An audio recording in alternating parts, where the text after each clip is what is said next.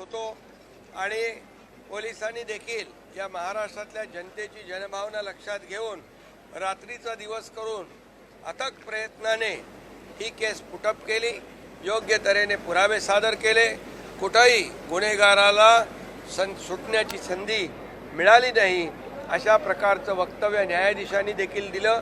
आणि आम्ही पूर्वीच सांगितलं होतं, अशा प्रकारच्या अमानुष आणि निर्गुण हत्याकांड करणाऱ्या, माणुसकीला काळीमा फासणाऱ्या आरोपीला जिवंत राहण्याचा अधिकार नाही आणि ते आज सिद्ध झालेलं आहे।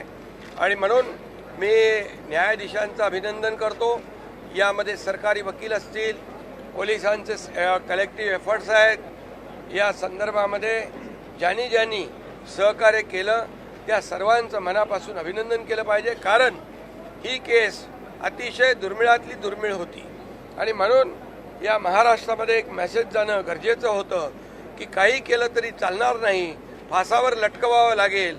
आणि म्हणून या नसरापूरच्या पीडितेच्या परिवाराला देखील या न्यायामुळे निश्चितपणे एक दिलासा, एक न्याय मिळाल्याची भावना, महाराष्ट्रातल्या मुलीबाळींच्या पालकांना देखील एक दिलासा या माध्यमातून मिळालेला आहे। मी पुन्हा एकदा न्यायदेवतेला धन्यवाद देतो आणि सगळ्यांचं अभिनंदन मनापासून करतो। पीडितेच्या कुटुंबियांना तुम्ही देखील स्वतः भेटला होता, त्यांना पीडितेच्या कुटुंबियांना तुम्ही देखील स्वतः भेटला होता, संबंधित अधिकाऱ्यांना देखील तुम्ही पीडितेच्या कुटुंबियांना देखील मी भेटलो होतो। त्यांनी देखील अपेक्षा व्यक्त केली होती की आमची मुलगी तर नाही आहे, परंतु इतर मुली ज्या आहेत त्यांना देखील अशा प्रकारचा अन्याय होऊ नये त्यांच्यावर, यासाठी कठोर पावलं उचलण्याची आवश्यकता आहे।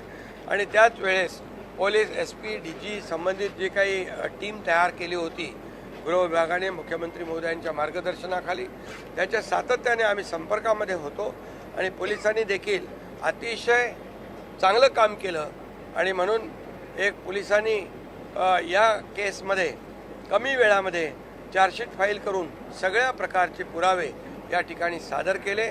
आणि या केसमध्ये 3 गुन्हे दाखल होते, एक पॉक्सो होता, एक रेप होता, एक मर्डर होता।